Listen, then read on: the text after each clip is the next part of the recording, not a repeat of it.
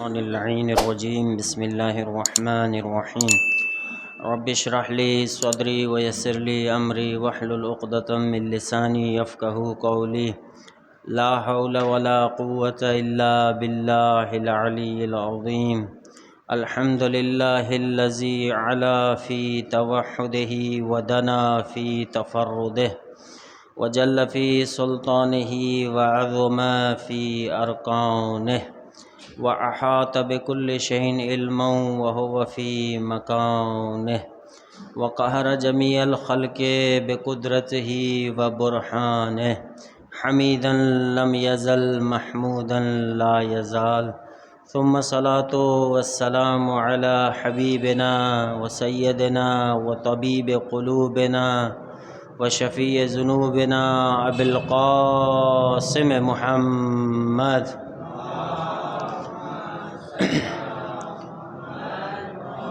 وآلہ الطیبین الطاہرین المعصومین المظلومین وأصحابہ المنتجبین اما بعد فقد قال اللہ تبارک وتعالی فی کتابہ المجید والفرقان الحمید وقولہ الحق وهو أصدق الصادقین بسم اللہ الرحمن الرحیم وما تشاءون الا ان یشاء اللہ رب العالمین صدق اللہ العلی العظیم صلوات بر محمد وآل محمد۔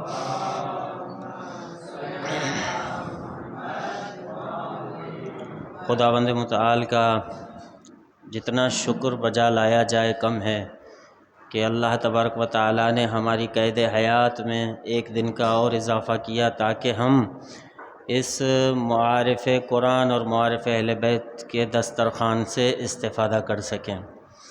اس سے قبل میں شروع کروں آپ کی خدمت میں عرض کرنا چاہتا ہوں کہ میں ایک جاہل سا انسان ہوں، ایک گنہگار انسان ہوں، اور یہ فطری امر ہے کہ انسان سے غلطی سرزد ہو جاتی ہے اور یہ بڑا پن ہوتا ہے۔ یہ حالانکہ میرا بڑا پن نہیں ہے، میں تو پھر بھی گنہگار رہوں گا، لیکن اپنی عاقبت بخیر کے لیے میں آپ سے یہ التماس کرتا ہوں کہ آج میری یہ آخری نشست ہے، اگر ان 10 دنوں میں مجھ سے کوئی غلطی سرزد ہو گئی تو بحق محمد و آل محمد مجھے معاف فرمائیے گا۔ صلوات پڑھیے محمد و آل محمد۔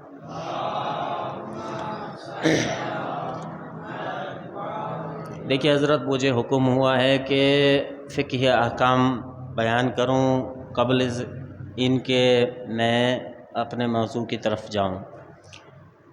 نماز کے بارے میں مختلف احکامات الحمدللہ ہمارے دوست جانتے ہیں، اور اللہ تبارک و تعالیٰ ان کی توفیقات خیر میں اضافہ فرمائے کہ محمد و آل محمد وہ نماز ادا بھی کرتے ہیں۔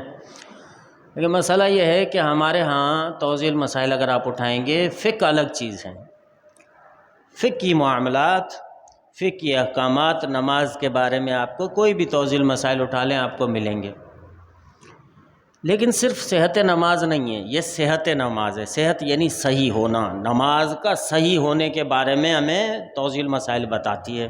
یہ ایک چیپٹر ہے، ایک حصہ ہے، ایک پہلو ہے۔ لیکن نماز کا ایک دوسرا پہلو بھی ہے، صرف صحت نماز نہیں۔ ہماری نماز صحت ہے، ماشاءاللہ سے رکوع سجود صحیح بجا لا رہے ہیں ہم لوگ، ٹھیک، ہماری قرات بھی صحیح ہے، یہ سب کچھ اپنی جگہ بالکل بہتر۔ یہ آپ کی نماز اگر آپ نے پڑھ لی، یہ صحیح نماز ہے۔ ایک صحت نماز ہوتی ہے، اور دوسرا اخلاص، خلوص نعمت۔ صلوات پڑھ دیجئے محمد و آل محمد۔ اللہم صلی علی محمد و آل محمد۔ دیکھیے ایک چیز نوٹ کریے میرے دوستوں، میرے عزیزوں، ہمارے ساتھ یہی پرابلم رہا ہے ہر جگہ پہ، یہ دیکھتے ہیں مجالس کے اندر۔ بچپن ہمارا، جیسے یہ ہماری درسگاہ ہے، ٹھیک، اس درسگاہ میں ہم نے بہت کچھ دیکھا ہے کہ کس طرح سے کیا ہوتا ہے کیا نہیں ہوتا ہے۔ تو ایک چیز ہم بچپن سے دیکھتے ہوئے آ رہے ہیں کہ جب تک ہمیں کوئی بولے نا تو ہم آگے آتے نہیں، ٹھیک ہے۔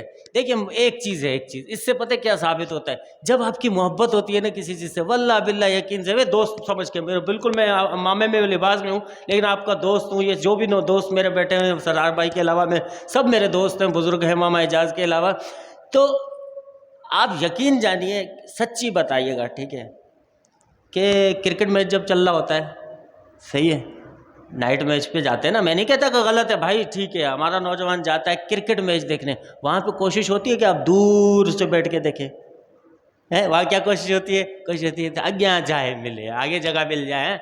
تو کیا ہے یہ شو کیا کرتا ہے؟ یہ شو یہ کرتا ہے کہ آپ کا اس چیز سے محبت ہے، آپ کا انٹرسٹ ہے اس میں. ٹھیک ہے، تو بڑے افسوس کی بات ہے نا کہ ذکر حسین، ذکر فاطمہ، ذکر قرآن ہو رہا ہو اور ہم خود سے آگے نہ آئیں، کوئی اور آ کے ہمیں بلا کے آگے آ جاؤ. بھائی افسوس کی بات ہے کہ نہیں؟ صلوات پڑھیے محمد و آل محمد پر. اپنا انٹرسٹ شو کرنا ہے، ٹھیک ہے، کیونکہ نہیں ہے ہمیں، واللہ باللہ مجھے بھی نہیں پتا کہ اس ذکر کی فضیلت کیا ہے. اگر آشکار ہو جائے تو ہم یہ نہ کرتے. بہرحال دیکھیے میں عرض کر رہا تھا دو چیزیں ہوتی ہیں، ایک صحت نماز ہوتی ہے کہ نماز ہماری صحیح ہے، ہم نے اذان کے بعد تکبیر سے لے کر آخر تک جو سلام پڑھا ہم نے وہ سب کچھ صحیح بجا لایا. ٹھیک، یہ ایک حصہ، ایک پہلو ہے صحت نماز. دوسرا حصہ جو عرفا بیان کرتے ہیں، جو ائمہ اہل بیت علیہ السلام جس کے لیے اپنی زندگیاں دے گئے، کوشاں رہے، اور ہمارے بزرگ علماء انہوں نے اپنی داڑیاں سفید کر دی، وہ ہے خلوص نماز. ٹھیک ہے، خالص نماز کیسے ہو؟ یہ نماز تو ہماری پڑھ لی نا، ہم نے جیسے تیسے پڑھ لی، احکامات صحیح بجا لائے، رکوع سجود صحیح بجا لائے، یہ ہماری نماز قابل قبول. لیکن کیا ہے، ایک اور پہلو ہے اس کے اندر جو نماز کو، جو آپ کی شخصیت کو معراج پر لے جاتی ہے، عروج پر لے جاتی ہے. معراج نبی صلی اللہ علیہ وسلم والا مت سمجھیے گا، معراج یعنی عروج، عروج پر لے جاتی ہے. حدیث کے اندر آتا ہے نماز عروج پہ لے جاتی ہے انسان کو. اس کے اندر کیا ہے، صرف صحت نہیں، خلوص بھی لازمی ہے. خلوص خالص کے لفظ سے نکلا ہوا ہے، خلص سے کیا ہے، خود کو جو بھی آلودگیاں ہیں اس سے پاک کریں. خالص دودھ کس کو کہتے ہیں؟ جس میں پانی ملا ہوا نہ ہو. ٹھیک، خالص چیز. نماز کو خالص کیسے بنائیں؟ ائمہ علیہ السلام فرماتے ہیں کہ نماز کی صحت آپ کے لیے کافی ہے، رکوع و سجود آپ نے بجا لائے، لیکن روزانہ اپنا محاسبہ کریں کہ آپ کے اندر کہیں کوئی برائیاں تو نہیں ہیں، امپیورٹیز تو نہیں ہیں. اگر امپیورٹیز ہیں آپ کے، کوئی ایسی ناپاکیزگیاں ہیں آپ کے روح کے اندر، آپ کے جسم کے اندر، تو یہ نماز آپ کی درست تو ہے لیکن آپ کو عروج پر نہیں لے جائے گی. اس کے لیے چیکنگ کا طریقہ کیا دیا ہمیں؟ قرآن نے دے دیا، لیکن بتلایا سید زہرا سلام اللہ علیہ نے. کیا فرمایا؟ ایک آئے بندے، اس نے شخص نے پوچھا کہ ہمیں کیسے پتا چلے کہ ہماری نماز قبول ہو رہی ہے یا نہیں ہو رہی؟ سجدے کس کے سامنے کر رہے ہیں؟ اللہ تبارک و تعالیٰ کے سامنے. اللہ سے تو ہماری بات ڈائریکٹ تو ہے نہیں. بھائی ذکی حیدری نے نماز ادا کی، اب اس کی گارنٹی کون دے گا کہ نماز قبول ہوئی یا نہیں ہوئی؟ اور ذکی حیدری کیسے چیک کرے؟ کوئی چیکنگ انسٹرومنٹ تو ہوگا نا کہ پتہ چلے، کوئی پیمانہ تو ہوگا کہ جس سے پتہ چلے کہ بھائی میری نماز قبول ہو رہی ہے یا نہیں ہو رہی.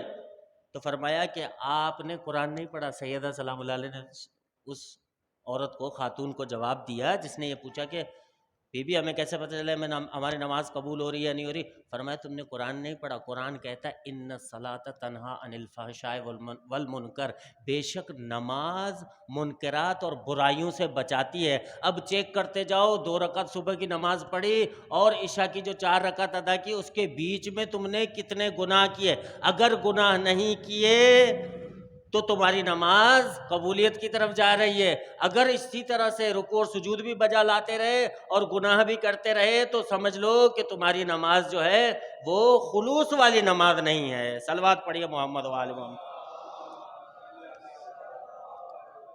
تو صحت اور خلوص دونوں لازمی، اور ہمیں کسی چیز کی ضرورت ہی نہیں ہے. یہ در اہل بیت علیہ السلام سے ہمیں ہر چیز ملتی ہے. میں نے سرنامہ کلام میں ایک آیت کی تلاوت کا شرف حاصل کیا سورہ تکویر کے اندر. بڑی عجیب قسم کی آیت ہے، اور اگر اس کا ترجمہ آپ کے سامنے بیان کر دیا جائے کسی عام بندے کے سامنے اور اس کے ساتھ حدیث اہل بیت علیہ السلام نہ ہو تو بے شک ہرگز وہ آپ کو سمجھ میں نہیں آئے گا. کیا فرمایا اللہ تبارک و تعالیٰ نے؟ وَمَا تَشَاءُونَ إِلَّا أَن يَشَاءَ اللَّهُ رَبُّ الْعَالَمِينَ. تم وہ چاہ ہی نہیں سکتے جو اللہ تبارک و تعالیٰ کی چاہت نہ ہو. جو بھی آپ چاہو گے اس میں اللہ تبارک و تعالیٰ کی چاہت پنہان ہوگی. جو بھی نیک عمل کرو گے اس کے اندر ارادہ خداوندی شامل ہوگا. تمہاری وہی بات کہ خود کو، حدیث عنوان بصری میں جو پڑھا تھا ہم نے، حضرت فرماتے خود کو ناتوان سمجھو امور کی تدبیر کے اندر. تو یہی ہو رہا ہے یہاں پر. اللہ تبارک و تعالیٰ بھی یہ فرماتا تم کچھ بھی نہیں ہو. وما تشاؤون، ہو ہی نہیں سکتا، تم کچھ چاہ ہی نہیں سکتے، تم کر ہی نہیں سکتے، تمہاری کوئی منشا ہی نہیں ہے اللہ ان کے اللہ تبارک و تعالیٰ کی منشا اس کے اندر شامل ہو۔ تو دیکھیے یہاں پر وما تشاؤون، حضرت ایک نقطے کی طرف توجہ دلوانا چاہتا ہوں، اور بڑا ہی باریک نقطہ، قرآن بڑا ہی نپت اللہ بولتا ہے، اس کا ایک اسلوب ہوتا ہے، بڑا ہی عمدہ اسلوب ہوتا ہے کہ جس کے اندر انسان کھو جاتا ہے، اور بعض اوقات جو کشف کرتے ہیں اس نکات کو انسان حیرت میں رہ جاتا ہے، دنگ رہ جاتا ہے کہ ایسی معنی بھی ہوتی ہے۔ دیکھیے ایک لفظ ہے عربی کے اندر وما تشاؤون، تشا یہ شاہ سے نکلا ہوا ہے، جیسے ہم کہتے ہیں نا انشاءاللہ، ٹھیک، اگر اللہ نے چاہا، اگر اللہ کی مرضی ہوئی، اللہ کی خواہش ہوئی تو انشاءاللہ ہم استعمال کرتے ہیں نا۔ تو ایک لفظ ہے یشا۔ یشا کیا ہے بھائی؟ اس میں کیا ہوتا ہے کہ دونوں کی مرضی شامل ہوتی ہے۔ مثال آسان کر دوں، اسد بھائی نے مجھے شادی کی دعوت دی، کہا کہ بھائی میرے کزن کی شادی ہے، آپ کو یہ کارڈ دے رہا ہوں، آئیے گا۔ ان کی منشا کیا ہے؟ یہ ہمیں بلانا چاہتے ہیں، اور میری منشا کیا ہے؟ ہم نے کہا بالکل بھائی، خوشی ہے آپ کی، انشاءاللہ ہم آئیں گے۔ میری منشا اور اس کی منشا اسد بھٹی کی ایک ہی ہے، ٹھیک، دونوں کی منشا ایک ہی ہے، اس کو کہتے ہیں یشا۔ ایک اور مثال سن لیجئے، مریض ہو گیا، میں خدا نہ خواستہ ڈاکٹر کے پاس گیا، تو ڈاکٹر کے پاس جب میں گیا تو میری منشا کیا ہے؟ کہ مجھے شفا مل جائے، اور ڈاکٹر کی منشا کیا ہے؟ اس کی بھی یہی منشا ہوگی۔ تو یشا کے اندر دونوں کی مرضیاں شامل ہو جاتی ہیں۔ تھوڑا غور کیجیے گا، یشا ایک لفظ ہے کہ جس کے اندر دونوں مرضیاں دونوں طرف کی شامل ہوتی ہیں۔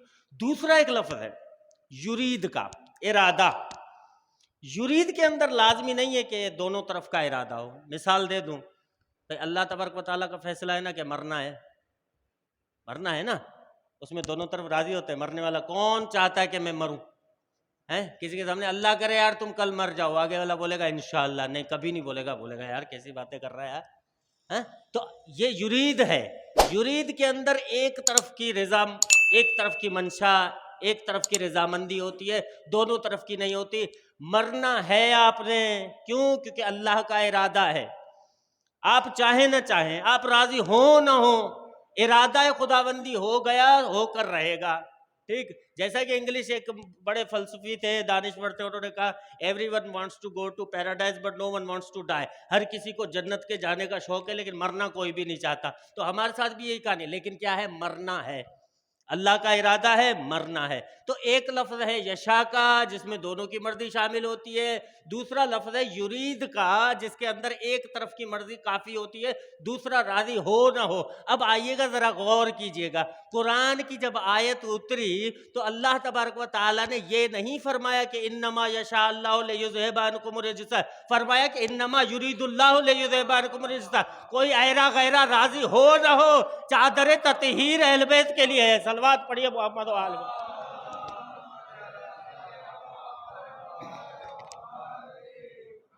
ارادہ ہو نہ ہو کسی ایرے غیرے کا، کوئی چاہے نہ چاہے، کوئی ایرا غیرہ نتھو خیرہ، کوئی فرق نہیں پڑتا۔ اللہ تبارک و تعالیٰ یشا استعمال نہیں کر رہا، اللہ تبارک و تعالیٰ فرما رہا انما یرید اللہ۔ بھیا ارادہ ہو گیا، اب تم کچھ نہیں کر سکتے، زیادہ سے زیادہ یہ کر سکتے ہو تم کتابیں لکھو جا کر، اور لکھی بھی ہیں۔ کہنے لگے آ گئے بھائی یہ طہارت کی معنی کیا ہے؟ بھائی طہارت کی معنی جسمانی طہارت ہے، غسل کر لیا جیسے طاہر ہو جاتا ہے۔ دیکھیں دشمن، مطلب میں ایسی باتیں کرنے کا قائل نہیں ہوں، لیکن ظلم جو ہوا ہے، ادبی ظلم، کتابوں کے اندر جو اہل بیت علیہ السلام کے ساتھ ظلم ہوا ہے، جو تحریف ہوئی ہے، معنی تبدیل کیے گئے ہیں، کیا کہنے لگا کہ بھائی یہ جو ہے طاہر، یہاں پہ کون سی بڑی بات ہو گئی؟ ہم بھی طاہر ہو جاتے ہیں جب نماز کے لیے تیاری کرتے ہیں، وضو کرتے ہیں، غسل کرتے ہیں۔ تو پھر اللہ تبارک و تعالیٰ نے پھر ان کو منہ کی کھانی پڑی۔ قرآن کے مقابلے میں آئیں گے تو منہ کی کھانی پڑے گی نا۔ اللہ تبارک و تعالیٰ نے قرآن کے بارے میں کیا فرمایا؟ کہ لا یمسہ الا المطہرون، اس قرآن کو سوائے مطہر کہ کوئی چھو نہیں سکتا۔ طہارت کی بات ہو رہی ہے نا، اسی زمرے میں عرض کر رہا ہوں، جو مطہر ہوگا، جو پاک اور پاکیزہ ہوگا وہی اس کو چھوئے گا۔ صحیح؟ تو اس کی معنی کیا ہے بھائی؟ یہاں سے اٹھا کوئی چاہے ہندو ہو، قرآن کو چھو سکتا ہے کہ نہیں چھو سکتا؟ چھو سکتا ہے۔ پھر اللہ تبارک و تعالیٰ کی معاذ اللہ ثم معاذ اللہ، کیا قرآن کے اندر یہ آیت غلط ہے؟ اللہ کہہ رہے کہ اس کو طاہر کے علاوہ کوئی چھو نہیں سکتا، اور باہر سے کوئی بھیل آ رہا ہے، کوئی چارن آ رہا ہے، کوئی ہندو آ رہا ہے جو نان مسلم ہے وہ بھی آ کے چھو رہا ہے، قرآن پہ ریسرچ کر رہا ہے، بہت ساروں نے کی ہے بھائی، قرآن کو کھولا ہوگا، ٹچ کیا ہوگا، جبھی تو کتاب لکھی ہے قرآن کے بارے میں، تو کیا معنی ہوئی اس کی؟ طاہر کی کیا معنی ہوگی یہاں پہ، کیا کریں گے؟ تو فرمایا کہ اس کی باطنی معنی ہے کہ وہ لوگ جو طاہر ہوں گے ظاہری لحاظ سے نہیں، باطنی لحاظ سے، اور اس کی حقیقی معنی اس آیت کی یہ ہے، قرآن کو وہ سمجھ سکتا ہے جو طاہر ہو، پاکیزہ ہو۔ اس آیت کو ملا دیجئے، انما یرید اللہ لیذھب عنکم الرجس سے مسئلہ حل ہو جائے گا کہ کون سے طاہر ہیں جس کے بارے میں قرآن عرض کر رہا ہے، گتھی سلجھتی جائے گی۔ آپ کچھ نہ کریے، فضائل اہل بیت علیہ السلام کے لیے آپ کسی کے محتاج نہیں ہیں، آپ آئیے قرآن کی ایک آیت کو دوسری آیت سے ملاتے جائیے گا، فضیلت اہل بیت علیہ السلام ثابت ہوتی جائے گی۔ صلوات پڑھیے محمد وآلہ اللہم صلی علی محمد وآل محمد۔ مطہرون حضرت جناب علی یہ ہے، وہ ہمارے مطہر تھے، ٹھیک۔ اچھا ایک اور بات سن لیجئے، اب بات چلی ہے تو نکتے، میں نے پہلے بھی عرض کیا تھا آپ کی خدمت میں کچھ بھی نکات بنا کے آتا ہوں، ایک جاہل سے انسان ہوں، بے شک چھوٹی سی مجلس بنا کے چھوٹا سا درس بنا کے آتا ہوں، یہ واللہ باللہ بعض نکات خود بخود آتے ہیں، یہ اہل بیت علیہ السلام کا خاص عنایت ہوتی ہے، خاص کرم ہوتا ہے۔ ابھی بھی میرے ذہن میں ایک نکتہ گیا، صلوات پڑھیے محمد و آل محمد پہ۔ اچھا ایک یشا کا لفظ، ایک یرید کا لفظ، اب ایک ہے طاہر، ایک ہے مطہر۔ طہورا، شرابن طہورا، ایک چیز ہوتی ہے جو خود پاکیزہ ہوتی ہے، سورج، مٹی پاک ہے نا، آپ نے اپنے لباس، ابھی جو ماشاءاللہ سے مسجد میں بیٹھے ہوئے ہیں تو آپ کا لباس کیا ہے جناب علی؟ لباس پاک ہے، یہ طاہر ہے، طہورا نہیں ہے۔ اب طہورا کیا ہے؟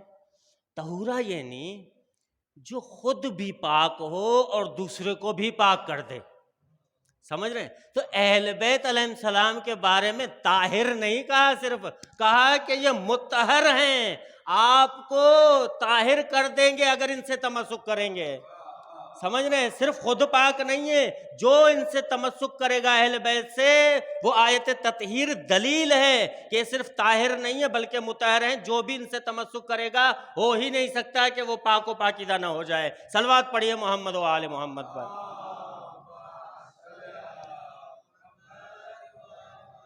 یہ ہے جناب علی فضیلت اہل بیت علیہ السلام، لکھی کتابیں بندے لکھتے رہیں، ہم کہیں سے بیان کرنے کی ہمیں ضرورت نہیں ہے، ہم آئیں گے قرآن کے آیات کھولتے جائیں گے، یہ تو 2-3 آیات میں نے آپ کی خدمت میں پیش کی، سارا قرآن بھرا ہوا ہے، ٹھیک ہے، آپ جا کر دیکھ لیں، صرف آیات کو آیات ملانے سے جواب مل جائے گا، اور کوئی بحث کرنے کی ضرورت نہیں ہے، ٹھیک ہے۔ کیوں؟ کیونکہ یہ جو کتاب ہے، جیسے کہ میں نے اس دن بھی عرض کیا، ٹھیک ہے، کہ اس کے اندر جو باطنی معنی ہے، بطن کس کو کہتے ہیں؟ پیٹ کو۔ قرآن کی ایک ظاہری معنی ہوتی ہے، اور روایات میں ملتا ہے کہ 70 بطون ہیں ایک آیت کے، 70 باطنی معنی ہیں ایک آیت کے۔ ایک آیت آپ بظاہر دیکھ رہے ہیں معنی لکھی ہوئی الحمدللہ رب العالمین، لیکن ایک باطنی معنی ہے کہ الحمدللہ رب العالمین سے مراد کیا ہے، وہ کہاں سے پتہ چلے گی ہمیں؟ تو در اہل بیت پہ جائیں گے تو پتہ چلے گا۔ کیوں؟ کیونکہ طہارت ان کے پاس ہے، وہی ہمیں بتائیں گے کہ اس کی معنی کیا ہے۔ صلوات پڑھیے محمد و آل محمد۔ اچھا بھائی، اصل مقصد گفتگو کا صحت نماز تھی، اب صحت نماز ہوگا خلوص نماز، کہ نماز کو ہم کیسے خالص بنائیں۔ ظاہر سی بات ہے کسی بھی چیز کو آپ خالص بنانا چاہیں گے، جو چیز لگی ہوئی ہے آپ کے جسم پہ، اگر آپ اس کو صاف کرنا چاہتے ہیں تو اس کی وہ گندگی ہٹائیں گے۔ تو ائمہ علیہ السلام فرماتے ہیں کہ اپنی زندگی کا محاسبہ کریں، روزانہ چیک کیا کریں کہ کون کون سی برائیاں ہیں، کون کون سے گناہ آپ انجام دے رہے ہیں، تو ان کا صفایا کریں۔ ایک ہمارے جو معاشرے کے اندر سب سے بڑا گناہ ہے جو آج کل، اس کی وجہ شاید یہ بھی ہے کہ غربت بہت زیادہ ہو گئی ہے، لوگوں کے پاس اتنے وسائل نہیں ہیں، حسد بہت زیادہ ہو گیا، کہ اللہ کی نعمت ایک ہمارے بھائی کو ملی ہے، دوسرا دیکھتا ہے اس سے حسد کر بیٹھتا ہے. دو چیزیں، حسد اور غبطہ. حسد کیا ہے؟ حسد کے بارے میں مولا کائنات امیر المومنین علیہ الصلوۃ والسلام فرماتے ہیں کہ صلوات پڑھیے محمد وال، بہت بڑا مشکل ہے اس کو کنٹرول کرنا، بہت مشکل ہے حسد کو کنٹرول کرنا.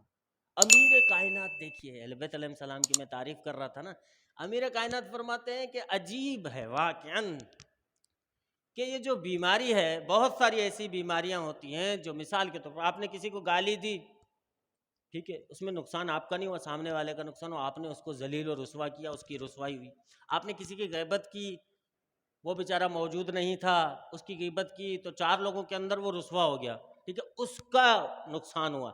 حضرت فرماتے ہیں کہ یہ غیبت ایسی چیز ہے کہ اس کا ٹارگٹ، سب سے پہلا جو ہدف ہوتا ہے، جو اس کا شکار ہوتا ہے، نشانہ ہوتا ہے، وہ خود حسد کرنے والا ہوتا ہے. کیا مقصد حسد کرنے والا؟ فرمایا کہ دیکھیے کچھ نہیں کر رہا، اس کو گاڑی مل گئی، ایک جب گاڑی ملی، ٹھیک، یہ حسد والا جل کوڑ رہا ہے. پھر اس نے بنگلہ لیا، کچھ نہیں کر رہا وہ، ٹھیک ہے، اس کو جلن ہو رہی ہے، یہ جل کوڑ رہا ہے، سڑ رہا ہے. اس کے بعد جیسے جیسے وہ ترقی کرتا جا رہا ہے، اس کا حسد بڑھتا جا رہا ہے، اس کی بیماری میں اضافہ ہو رہا ہے. امیر کائنات فرماتے یہی تو ہے حسد کرنے والے کو، جس سے حسد کی جا رہی ہے، ٹھیک، اس کو کوئی نقصان نہیں ہو رہا، یہ حسد کرنے والا خود اپنا نقصان کر رہا ہے. کام وہ کر رہا ہے، وہ خوش ہے، یہ اپنے منہ جو ہے جل کوڑ رہا ہے، مر رہا ہے، مریض ہو رہا ہے، ٹھیک، 2 لوگوں کے نیندیں حرام ہے لوگوں کی، کچھ نہیں ہو رہا حسد کے ساتھ. یہ بڑی خطرناک بیماری ہے. اہل بیت علیہ السلام فرماتے ہیں اس کو کنٹرول کرنا بڑا مشکل ہے، ٹھیک ہے. اس کو کنٹرول کرنے کے لیے آپ کو بہت زیادہ جو ہے تزکیہ نفس کی ضرورت ہوگی، بہت زیادہ ریاضت کی ضرورت ہوگی. لیکن یہاں پر 2 چیزیں ہیں، صلوات پڑھیے محمد و آل محمد.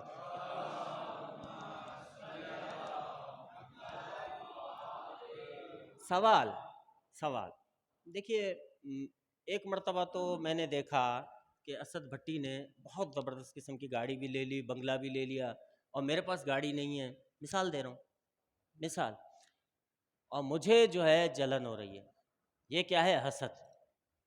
حسد کی تعریف یہ ہے کہ میرے پاس نہیں ہے تو اسد بھٹی کے پاس کیوں ہے؟ یہاں پر بھی یہ دیکھیں، یہ حسد ہے، یہ ڈیفینیشن ہے حسد کی. میرے پاس نہیں ہے تو اس کے پاس بھی نہیں ہونی چاہیے، یہ ایک چیز ہوتی ہے. دوسری ایک چیز ہوتی ہے غبطہ، اس کو کہتے ہیں. غبطہ کیا ہے؟ کہ میرا بھائی جو ہے وہ فرسٹ پوزیشن لے آیا، امتحانوں میں پہلے نمبر پہ آ گیا، پاس ہو گیا، ٹھیک ہے، میں نے دیکھا یار زبردست پہلے نمبر پہ آ گیا. اب میں نے کیا کیا؟ محنت شروع کی. یہ پازیٹیو چیز ہے، اس کو حسد نہیں کہیں گے.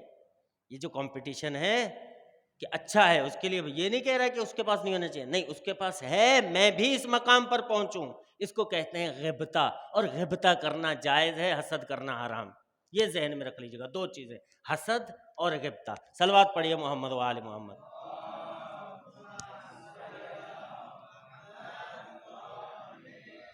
اور جناب علی قرآن، اہل بیت، ان کے لیے پاکیزہ ظرف چاہیے. کیا چاہیے؟ پاکیزہ ظرف چاہیے. اپنے ظرف کو اگر ہم پاک کریں گے تو ہی محبت اہل بیت علیہ السلام. کیونکہ محبت اہل بیت کیا ہے جناب علی؟ پاکیزہ چیز ہے نا. محبت اہل بیت کیا ہے نوجوان دوستو؟ پاکیزہ چیز. اس کے لیے ظرف بھی کیا چاہیے؟ پاکیزہ چاہیے، ٹھیک. اور اس کے لیے کیا کرنا پڑے گا؟ کام کرنا پڑے گا. اور اس کے بعد جو نتیجے ملیں گے نا آپ کو، وہ بہت ہی عظیم ہیں. ایک واقعہ نقل کر رہا ہوں آپ کی خدمت میں، علامہ نراکی صاحب کا. نراکی صاحب، یہ معراج السعادہ ان کی کتاب لکھی ہوئی 3 جلدوں میں، دونوں باپ بیٹا، احمد نراکی صاحب اور دوسرا مہدی نراکی، پائے کے فقیہ تھے اور پائے کے عارف باللہ. اب یہ اللہ نے ان کو دیا بھی، مالی دولت سے جو ہے مالا مال تھے، دنیاوی دولت جو تھی ان کے پاس اچھی خاصی تھی. ایک فقیر گیا ملا نراکی. اب دیکھیں ملا کا لفظ تھوڑا سا ایسے یہ بھی سن لیجیے، ہمارے ہاں ملا کہتے ہیں نفرت سے، حقارت سے، لیکن عہدے میں جب جائیں گے تو کسی کو ملا کہہ دیا تو مطلب سب سے بڑا درجہ ہے. آیت اللہ، پھر اس کے بعد عارف، پھر آیت اللہ العظمیٰ، پھر فقیہ، ٹھیک. سب سے اوپر والی کیٹیگری جو سب سے زیادہ علم رکھتا ہے اس کو کہتے ہیں ملا. ہمارے پاس ملا چند ہے، ٹھیک ہے، ملا فیض کاشانی، ملا مجلسی، ٹھیک ہے، ان میں سے یہ ملا احمد نراقی، ان کا قصہ نقل کر رہا ہوں آپ کی خدمت میں۔ بڑے اچھی زندگی گزارتے تھے، الحمدللہ دولت مند تھے، لیکن کیا تھے، عارف بھی مشہور تھے۔ یہ تضاد تھا جو سمجھ میں نہیں آیا۔ ایک فقیر گیا ان کے پاس، ان کے گھر پہ، دیکھا ماشاءاللہ بہت اچھا گھر بنا ہوا ہے، ٹھیک ہے، کہ یار عجیب باتیں کرتے ہو مولوی تم لوگ، خود تو اتنے بڑے اچھے مکان میں رہ رہے ہو، اچھا گھر بنایا ہوا ہے، سب کچھ ہر چیز سے فیسیلیٹیٹڈ ہے گھر، اور ہمیں بتلاتے ہو دوسری باتیں۔ میں سادہ ہوں، فقیر ہوں، میں تو سادگی سے زندگی گزارتا ہوں، تم یہ تم وہ۔ حضرت آیت اللہ نراقی نے، ملا نراقی نے فرمایا، اے فقیر کربلا چلو گے؟ کربلا کی زیارت پہ چلیں؟ چلو چلو چلتے ہیں۔ حضرت نے ابا کبا سیٹ کی، چلو چلتے ہیں، بولے چلو، یہ چل دونوں نکلے، تھوڑے سے آگے گئے تھے، راستے میں فقیر نے آہ لگائی، ارے بھائی کیا ہو گیا؟ بولا وہ جو میرا کاسا ہے، کستہ جس کو فقیر جس میں بھیک مانگتا ہے، چیزیں جمع کرتا ہے، بولا یار وہ تو میں بھول آیا بھائی، میرا جو ہے وہ۔ حضرت آیت اللہ نراقی نے کہا، علامہ نراقی نے کہا کہ وہ آگے جا کے کربلا میں تمہیں دلوا دوں گا، پیچھے جانے کی کیا ضرورت ہے؟ کہنے لگے نہیں بھائی، وہ جو تھا ہاتھی کے دانت کا بنا ہوا تھا، پتہ نہیں کیا خاص کوالٹی کا بنا ہوا تھا، مجھے وہ واپس لینے جانا ہے، ٹھیک ہے۔ حضرت آیت اللہ نے فرمایا کہ جاؤ، چلو واپس، ٹھیک ہے، اور میں کربلا جانے والا نہیں تھا، میں صرف تمہارا امتحان لے رہا تھا، تمہاری دیکھو حالت کیا ہے، میرا پیچھے سب کچھ دولت اتنی ہے، گھر ہے، گاڑیاں، بنگلہ، مثال کے طور جو بھی اس وقت تھا، میں نے جب تم نے کربلا کی بات کی تو میں اٹھ کھڑا ہوا چلنے کے لیے، میں نے پیچھے مڑ کر نہیں دیکھا کہ میری دولت کا کیا ہوگا، تمہارا ایک کاسا تھا جس کی سوچ تمہیں آئی، تم واپس آ گئے، اب بتاؤ کون کس مرتبے پر ہے؟ صلوات پڑھیے محمد و آل محمد۔ یہ ہوتی ہے ریاضت، حسین کی محبت آپ کو ایسا بنا دیتی ہے، کیا بنے پھر یہ معراج السعادہ کتاب مشہور عرفان کے اندر، معرفت اخلاق کی کتاب ایسی کوئی ابھی تک ایسے پائی کہ کوئی کتاب نہیں لکھی گئی جیسے انہوں نے لکھی ہے۔ اور ان کا ایک اور واقعہ، گئے کربلا میں، نجف میں زیارت کے لیے، وہاں پہ علماء کا یہ یعنی ایک روش ہوتی تھی، رسم ہوتی تھی کہ جو بھی بڑا عالم دین ایران سے آتا تھا، کسی ملک سے آتا تھا، تو نجف کے جو جید علماء تھے وہ جاتے تھے ان سے ملاقات کرنے کے لیے، 3 دن کے لیے وہ رکھتے تھے کہ ملاقاتیں ہوں گی، کہ مہمان آئیں گے، بڑے بڑے، یہ رواج تھا، یہ رسم تھی وہاں پہ، اور اگر کوئی نہ جاتا مایوب سمجھا جاتا تھا۔ سارے فقہا آ رہے ہیں، سارے بزرگ آ رہے ہیں، سارے عرفاء، علامہ نراقی صاحب نجف میں موجود ہیں، زیارت کے لیے آئے ہیں۔ 3 دن گزر گئے، ایک بہت بڑے فقیہ تھے وہ نہیں آئے۔ عجیب بات ہے، ساری دنیا بھائی سب میں چرچا ہو گیا، باتیں شروع ہو گئی کہ فلاں صاحب کیوں نہیں آئے، اتنے بڑے عالم دین اتنی دور سے آئے ہیں لیکن وہ نہیں آئے ملاقات کے لیے۔ اچھا بھائی، اس 3 دن کے بعد کیا ہوتا تھا کہ جو مہمان ہیں وہ خود میزبان کے یہاں جاتے تھے مہمانی کے لیے، ٹھیک ہے، یعنی ان کے میزبان جا کر بنتے تھے۔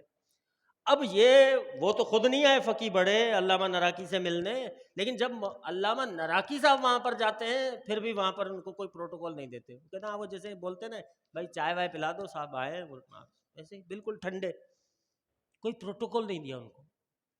عجیب بات، تعجب کی بات ہے، یہ آئے، ان کے کوئی ان کی جو ہے کیفیت پر اثر نہیں ہوا، واپس آ گئے، کوئی بات نہیں ہوئی۔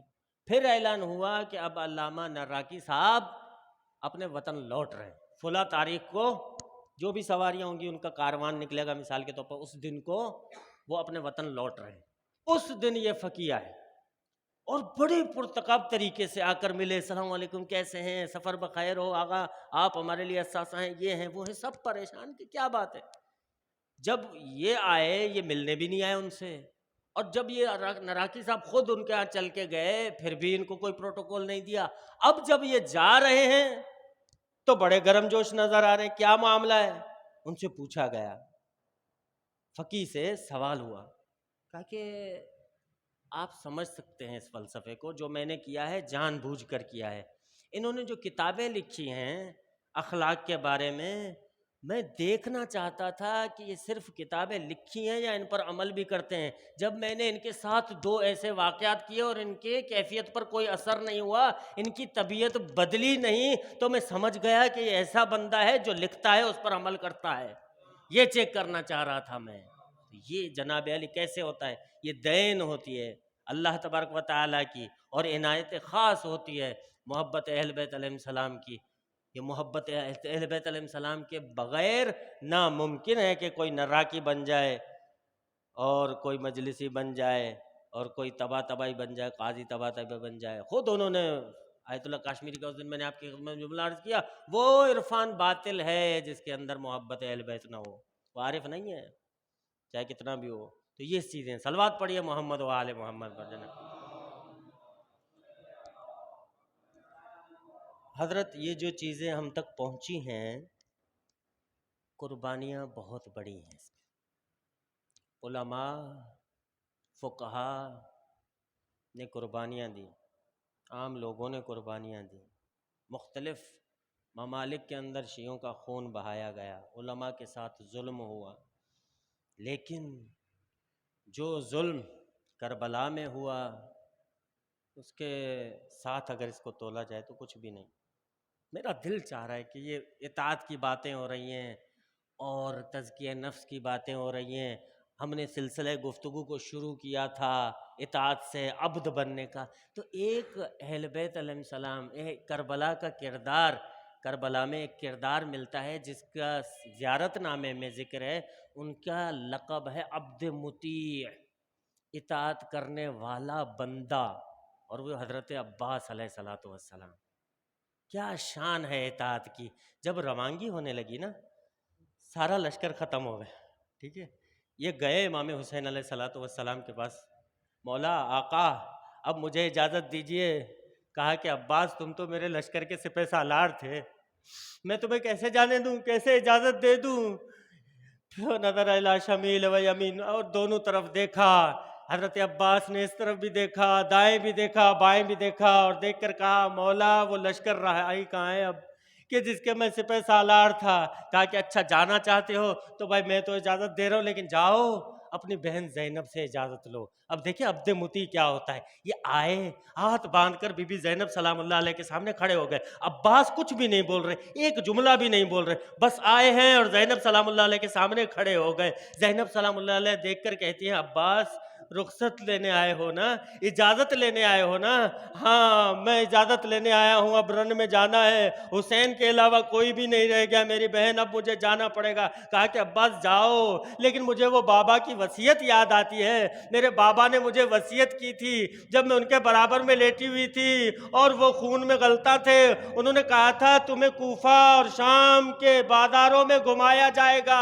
اے میرے بھائی، اس وقت میں سوچتی تھی کہ جس کا عباس جیسا بھائی ہو اس کو کیسے بازاروں میں گھمایا جائے گا، لیکن جب تم رخصت ہونے آئے ہو عباس، آج مجھے پتا چل گیا کہ میرے ہاتھوں میں رسیاں باندھی جائیں گی، میرا پردہ چھینا جائے گا، مجھے چادریں چھیننے کا سامنا کرنا پڑے گا، مجھ پر مظالم ڈھائے جائیں گے۔ مولا عباس گئے، جب شہید ہوئے تو ایک آواز بلند ہوتی ہے، بی بی زینب سلام اللہ علیہ یہاں سے آواز دیتی ہے، اے میرے پیارے بھائی عباس، آج وہ آنکھیں جو تیرے خوف سے سو نہیں پاتی تھی وہ آج سکون کی نیند سوئیں گی، اور آج سے زینب سو نہیں پائے گی۔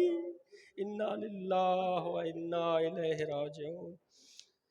سیعلم الذین ظلموا ای منقلب ینقلبون۔ خدا بندہ بحق محمد و آل محمد، بحق شہداء کربلا، بحق سیدہ زہرا سلام اللہ علیہا، یہ جو ہم نے قلیل عبادت تیری بارگاہ میں بھیجی ہے اس کو قبول و منظور فرما۔ میرے مالک ہمیں محبت اہل بیت میں غرق ہونے کی توفیق عطا فرما۔ اے میرے مالک اس غوطے میں جو ہم محبت اہل بیت میں غوطہ زن ہو جائیں، اس کے بعد جب نکلیں تو معرفت کے ہیرے لے کر نکلیں، یہ ہمیں توفیق عطا فرما۔ میرے مالک اہل بیت علیہ السلام کی معرفت عطا فرما، ہمیں حضرت حجت کی فوج کا سپہ سالار، فوج کا انصار، فوج کا اعوان بننے کی توفیق عطا فرما، ظہور امام زمانہ میں تعجیل فرما۔ جو بھی نوجوان یہاں پہ مشکلات کا شکار ہیں، وہ ازدواجی مشکلات ہیں، نوکری کے مسائل ہیں، یا کوئی اور مشکل ہے، میرے مالک بحق کے زہرا سلام اللہ علیہ ان کی وہ مشکلات حل فرما۔ میرے مالک ہمیں اچھا کہنے، اچھا کرنے، اچھا بولنے اور اچھا سیکھنے کی توفیق عطا فرما۔ میرے مالک ہمارے بزرگوں کے گناہ و صغیرہ و کبیرہ بخش فرما، ہمیں حقیقی پیروکار خدا، پیروکار اہل بیت اور پیروکار امام زمانہ بننے کی توفیق عطا فرما۔